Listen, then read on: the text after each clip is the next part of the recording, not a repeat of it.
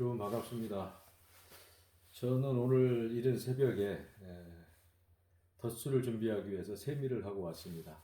세미를 하고 왔고 세미 같은 경우는 직접 술을 빚어보신 분들은 아시겠지만은 아마 노동으로 봤을 때는 제일 힘든 노동이 아닌가 싶습니다.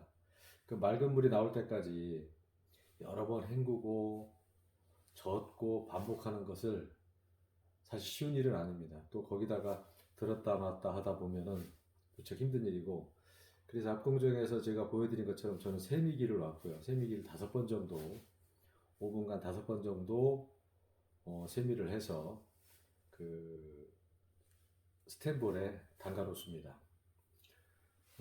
그리고 지난번에 저한테 그 충고를 해주신 분께서 하나 더 지적을 해주셨는데요. 그게 뭐냐면은 유튜브를 보니 압공정은 전부 다 신설비고 기계 기구들이 많이 들어와 있는데 어떻게 그것을 전통주를 빚는다고 할 수 있겠느냐 이렇게 말씀을 하시더라고요. 그래서 틀린 말은 아닙니다. 틀린 말은 아닌데 저 같은 경우는 여러분들한테 이런 말씀을 드렸습니다. 저는 온고의 지신을 온신이 지고로 변화를 주다 보니 가루가 쉬워지고 또 체계와 틀이 잡히더라 이렇게 말씀을 드렸는데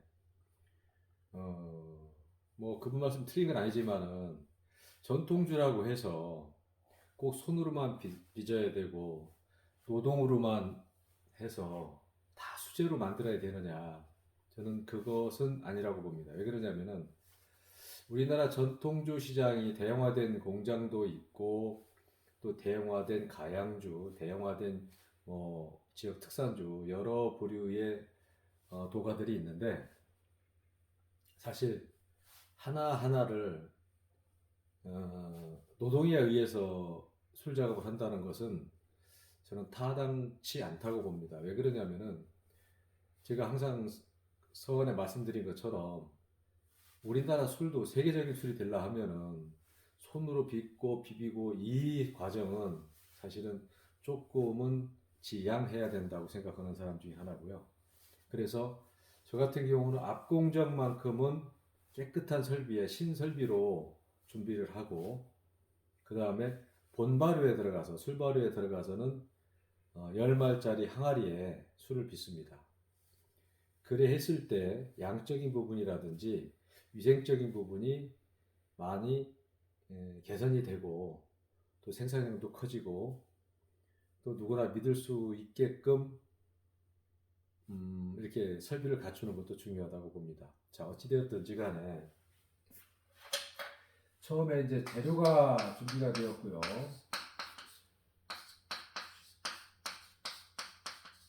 재료는 우리가 빚는 전통주는 공유, 정제수, 누룩만 가지면 족하다 이렇게 말씀을 드렸고, 부가적으로는 계량 누룩이라든지 정제 효소제, 때로는 메가, 그 다음에 이런 정제 효소제라든지 계량 누룩이라든지 메가로 했을 때는 효모가 꼭 필요한데 저 같은 경우는 온전히 밀누룩만 가지고 술을 빚는다. 이유는 밀누룩에는 단백질 성분이 14에서 16%까지 들어있기 때문에 우리 고유 전통의 술맛, 향과 미를 뽑아내기 위해서 저는 밀누룩을 사용한다 이렇게 말씀을 드렸습니다. 이 비율에 대해서는 여러분 각자에 대한 생각이고 명인, 명장, 그 다음에 유명한 술도가, 가양주 도가, 지역 특산주, 여러 가지 전통주를 빚는 분들이 많은데 이 비율에 관해서는 각자 다양하게 자기만의 비법, 자기만의 노하우로 술을 빚고 있는데 이 부분은 제가 말씀드린 것처럼 국세청은 1%의 알코올만 생성돼도 술로 본다. 그러면은 비율이 어떻든지 간에 자기만의 레시피를 갖추는 게 중요하다 이렇게 말씀을 드렸습니다. 이 재료 부분은 충분히 설명을 드렸고요. 그 다음에 세미는 제가 영상을 하나 띄워놨는데 사실 세미 부분은 아마 술 빚는 공정에서 가장 힘든 부분이 아닌가 싶습니다. 노동에 의존할 수밖에 없고 뭐 들었다 놨다 뭐 쌀자루부터 들었다 놨다 시작해서 물 들었다 놨다 그 다음에 세미한 다음에 또 불린 불리기 위해서 쌀을 안 치는 그 담그는 것까지 상당히 힘든 과정입니다. 이 세미 과정에서 저는 이제 세 가지로 분류를 합니다. 제 개인적인 그 술은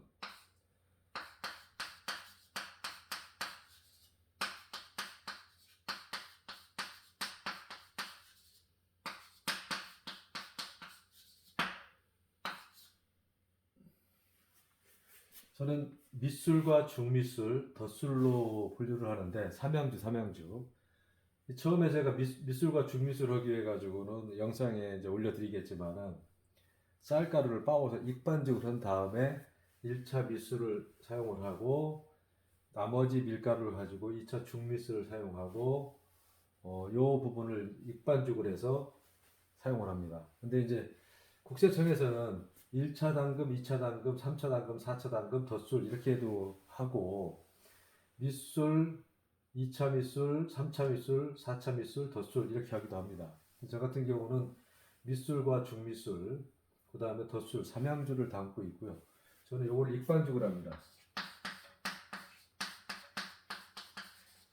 익반죽 외에 뭐 구멍떡도 있고 설기떡도 있고 그다음 단양주 같은 경우는 바로 증자, 부드밥을 쪄서 넣는 방법도 있는데 저는 익반죽을 해서 덧술을 안 치는데 오늘 같은 경우는 이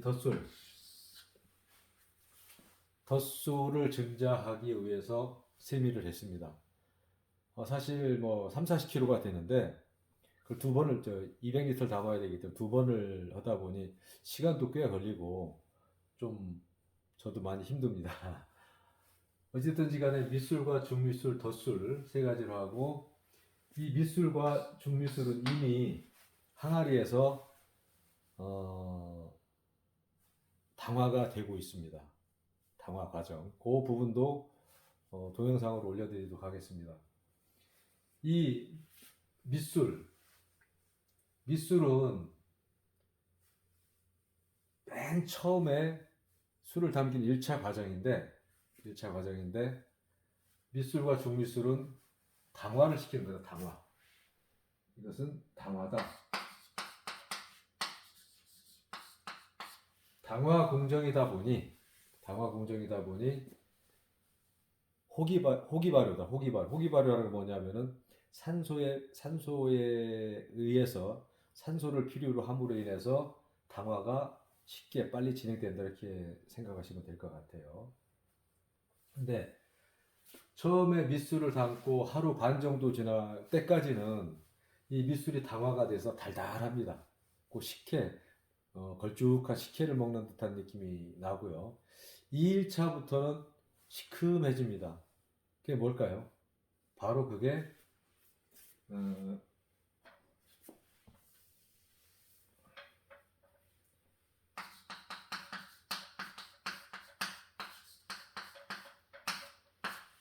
젖산균이 생장하기 시작하면서부터 이렇게 됩니다. 우리가 젖산 발효, 알코올 발효, 초산 발효 세 가지는 충분히 제가 설명을 드렸기 때문에 뭐 약간 잘 모르겠다 하시는 분들은 앞편을 보시면 될 것 같습니다. 이 젖산균이 유익균이냐 유해균이냐는 어떻게 얘기를 해야 될지 모르겠지만은 유해균도 될 수 있고 유익균도 될 수 있다. 이 젖산균으로 여러 식품도 개발하고 뭐 건강 보조 식품도 개발하고 있습니다만은 이 민속주, 전통주를 담는 데 있어 젖산균은 첫 번째 역할이 뭐냐? 이 누룩이라는 그 발효원에는 뭐 효모, 효소, 곰팡이만 있는 게 아니라 각종 수도 없이 많은 박테리아가 많습니다. 거기에 유산균이라든지 젖산균이라든지 호박산이라든지 주석산이라든지 엄청나게 많은 산 종류부터 해가지고 헤아릴 수 없을 만큼의 많은 종류의 균들이 있는데 그 안에서 이 젖산균의 역할은 알코올 발효가 되기 직전까지 잡균을 사멸해주는 역할을 합니다. 또 이 젖산균이 과하게 증식이 됐을 경우에는 술맛이 쉬어지겠죠. 산미가 높아진다고 봐야 되겠죠. 쉬어질 수도 있고 또 너무 적게 증식이 될 경우에는 유해균이 발생이 커져서 유해균한테 사실은 세력 싸움에서 밀려가지고 좋은 술이 만들어질 수 없겠죠. 이처럼 이 젖산균이라는 거는 어떻게 다루냐에 따라 가지고 틀려집니다. 그래서 우리 전통주에서는 이 젖산균은 초기 당화 과정에서 전통 누룩에 있던 각종 술 외에 필요치 않은 박테리아를 박멸하는 데 필요한 게 젖산균이다. 과하면은 산도가 높아지기 때문에 산도를 좋아하시는 기호를 가지신 분, 산도를 싫어하시는 기호를 가지신 분들이 뭐 나눠져 있겠지만은 어찌됐든지 간에 적정한 산도를 유지하는 게 중요합니다. 이 젖산균 그만큼 중요하고요. 또 하나, 이 젖산균 외에 술 발효 과정에 들어가서 초기에 예를 들어 가지고 초산균이 침입을 했다. 마찬가지로 술이 쉬어지면서 그때 산패라고 하면 산패라고 하는데 하여튼 이 젖산균과 초산균은 사실 술 발효에서는 유해균으로 봐야 되고요. 이 젖산균은 유익균과 유해균의 중간인데 어떻게 다루냐에 따라 가지고 틀려질 수 있다 이렇게 말씀드리고 요 밑술을 담그는 과정에서 다시 말씀드리면 하루 반 정도 물론 발효 시간이나 발효 환경에 따라 틀려지겠지만은 하루 반 정도는 진짜 아주 식혜를 그러니까 걸쭉한 식혜를 먹는 듯한 느낌이 나고 그 시점이 지나면은 시큼한 산도가 올라옵니다. 시큼한 산도. 그 다음에 중밑술을 담게 되면은 마찬가지로 젖산균이 증식을 하면서 좀 더 강한 시큼한 맛이 나고요. 그 다음에 이제 밑술과 덧술이 끝나서 알코올 발효 여기까지는 효기 발효고요. 넘어가는 과정에서는 현기 발효.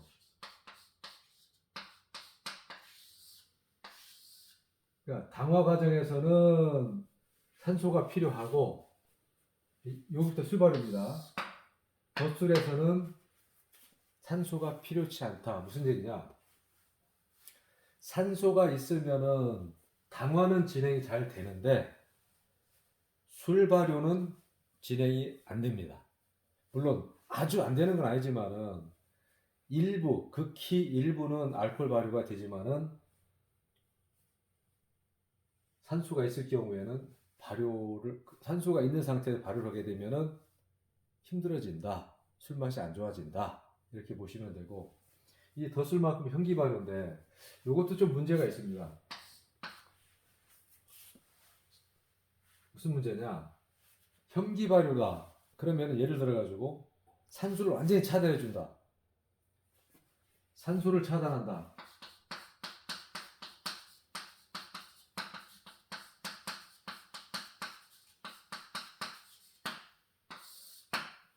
과연 가능할까요?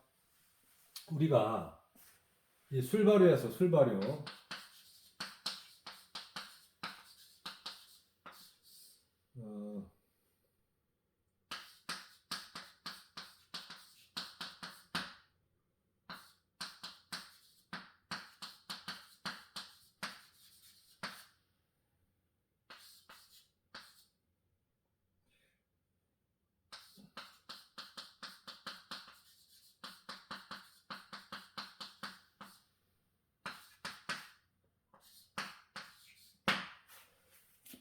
술 발효에서 술 발효만 돼서 알코올만 생성이 되느냐? 그건 아니죠. 술 발효에서 알코올과 술이 술 생량의 51%라면은 그러니까 요 재료를 가지고 발효를 시킨 과정에서 이 술과 이산화탄소를 합쳐서 100으로 봤을 때 알코올이 51%가 생기고 이산화탄소가 49% 생깁니다. 자 그러면은 예를 들어 가지고 20도 정도의 술이 만들어졌다. 그러면 19% 정도가 19점 몇 프로가 이산화탄소겠죠. 그럼 이산화탄소는 어떤 기체 상태입니다. 그럼 이 기체 상태가 술 발효만큼 빠져나가야 되는데 완전 밀폐를 한다. 그럼 폭발합니다. 그래서 유튜브에 나오지만은 술 발효 시에는 뚜껑을 꽉 닫지 말고 면포로 덮은 다음에 얹어놓기만 해라. 내지는 비닐로 밀봉을 하되 구멍을 뚫어놔라. 이렇게 얘기를 하죠. 자, 그러면은 산소를 차단했을 경우에는 진짜 폭발합니다. 이거 정말 조심해야 됩니다. 이 부분은. 심지어는 유리병 같은 경우 뚜껑이 강한 재질로 되어 있을 경우에 유리병조차도 깨집니다. 자, 그러면 산소를 어떻게 차단해야 되느냐? 이 산소 차단 방법을 여러분 생각해 보셨습니까? 그런데 우리 술은 이런 게 있습니다. 자, 술도 그럼 봐볼까요? 술 이만큼 찼다고 봤을 때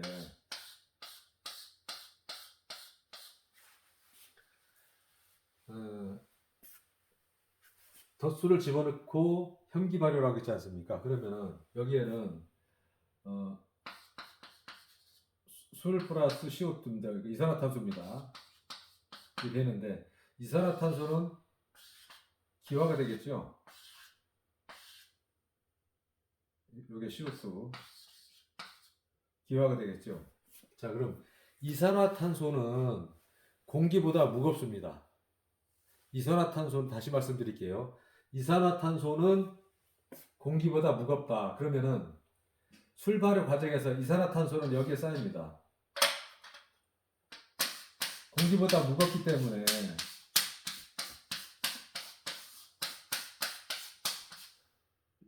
이게 이산화탄소입니다.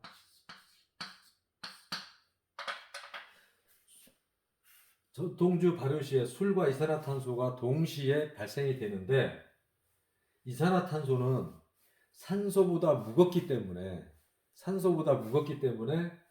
밑으로 가라앉고 자동으로 산소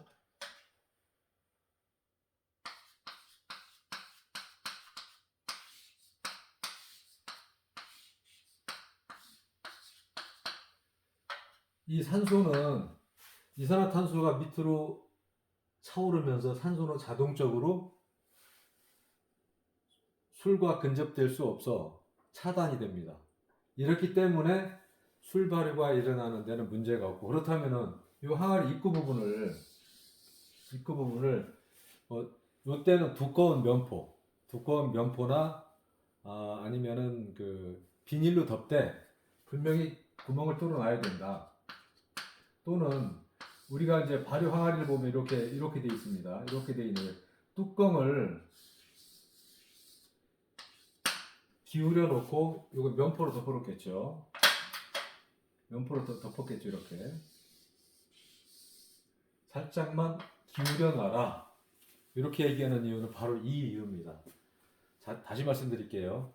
전통주가 덧술이 들어갔을 때 현기 발효하는 것은 산소가 없는 상태에서 술 발효가 진행되는 거고 이 안에는 CO2와 술이 같이 발생이 되는데 현기 발효를 하기 위해서 뚜껑을 밀폐 안 해도 되는 이유는 이산화탄소는 공기보다 무겁기 때문에 산소는 위로 밀어주고 이산화탄소만 보이게 됩니다. 술 발효 시에는 이산화탄소가 술독 안에 차 있어서 현기 발효가 자동으로 진행이 된다. 이렇게 보시면 됩니다. 근데 이제 요 부분에서 주의할 게 하나 있습니다. 공간이 협소한 공간에서 술 발효 시 정말 주의하셔야 될 부분이 뭐냐면은 이 이산화탄소, 물론 나무를 태운다든지 뭐 연탄을 뗐을 때 일산화탄소가 발생이 돼서 쓰러지고 뭐 중독이 되지만은 이산화탄소 같은 경우도 마찬가지입니다. 물론 바닥에 바닥에 이산화탄소가 축적돼서 서서히 쌓입니다. 발효실이 좁았을 경우에. 그러면 이것을 사람이 산소 공급량의 10%를 맡게 되면은 더 위험한 상황이 빚어집니다. 그렇기 때문에 밀폐된 공간에서 여러 독의 술이라든지 큰 항아리에 밀폐된 공간에서 술을 담았을 경우에는 항상 그곳에 들어갈 때는 문을 열어서 환기를 시킨 다음에 들어가셔야지. 이 CO2 중독인데 다음 시간에 말씀드리겠지만은 이 CO2 중독도 심각합니다. 심각합니다.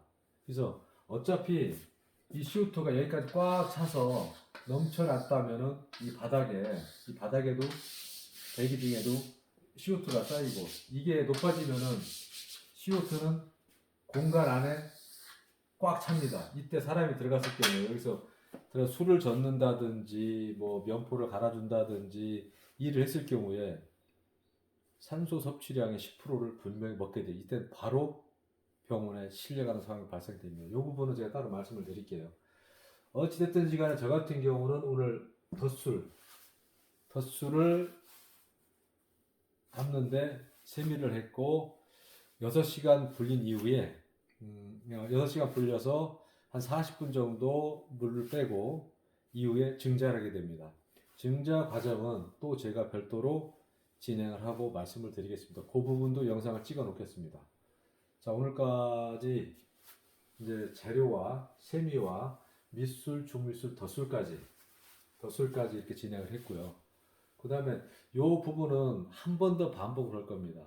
무슨 얘기냐면은 오늘은 제가 200리터씩 술을 담으면서 진행 과정을 영상을 찍어서 올리기 위해 가지고 준비를 하고 있는데 이 부분은 서류가 아니라 요약을 해서 여러분들에게 하나하나 중요한 부분을 짚고 넘어가도록 하겠습니다. 오늘은 여기까지 하겠습니다.